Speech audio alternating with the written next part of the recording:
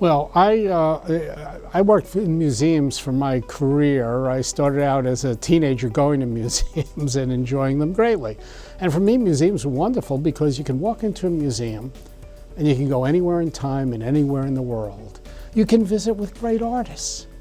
You can visit parts of the world that you'd never go to in life. So I have a tremendous appreciation of what museums can do. And I always wanted to work at the Smithsonian. Went to it as a teenager, ended up getting a job there. My first day at work at the Smithsonian was in 1976, the bicentennial of the United States of America. We were opening at that time America's birthday present to itself, the Air and Space Museum. President Kennedy had challenged us to go to the moon and back, and we did. And that museum was kind of a marker of what the American people had achieved in a very short period of time in order to make that happen.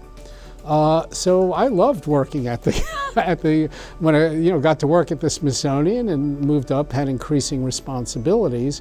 You say 19, there are 19 museums of the Smithsonian. To me, as a manager, as a director, as a lead official of the Smithsonian, sometimes it seemed like there were 100 of them because there's a lot of issues. When you're dealing with something the scope of the Smithsonian, $1.6 billion budget, you have 6,500 employees, 12,000 volunteers, you're active in 145 countries and in outer space. You run disciplines from art to zoo. Every year you have to figure out how to get the pandas pregnant.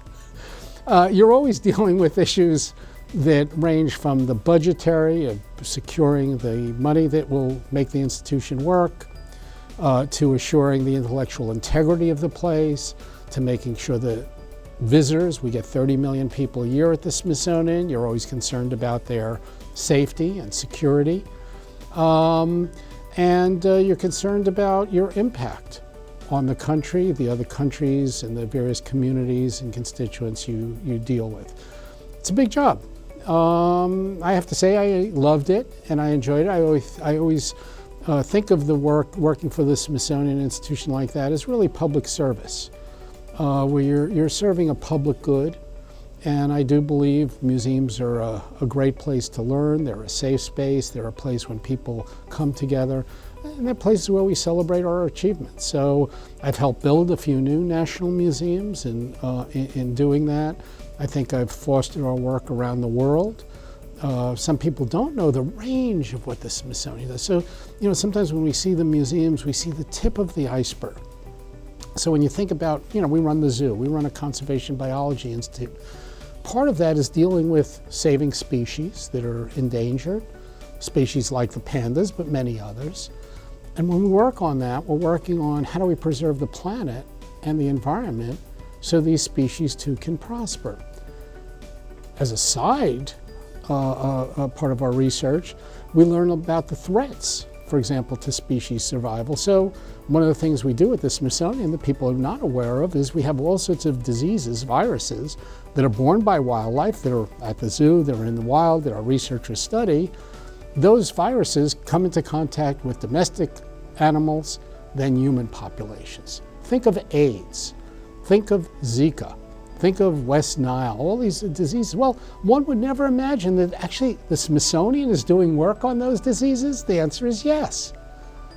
Similarly, many people don't know that the Smithsonian runs the largest astrophysical observatory in the world. So many of the new planets are discovered by some Smithsonian scientists. So when we think maybe in a scientific way, a science fiction type of way, that one day there's going to be a meteorite kind of heading to the Earth that might destroy us, well, it's actually the responsibility of Smithsonian scientists to track those meteorites and asteroids, discover them quickly so maybe we could do something about them. In the cultural field, people are certainly familiar with our various museums, natural history, air and space, African art, Asian art, and so on. But people rarely know that the Smithsonian is active in many of those countries, actually helping people preserve their own treasures. So when we get issues of in conflict, for example, extremists burning up libraries and destroying museums and artifacts, it's often the Smithsonian that's sending people to help those local people preserve the treasures that are dear to them because they're important to us as well. So the Smithsonian is a very complex organization, very big, active across America and across the planet. But I think, part of my job is to help make it work.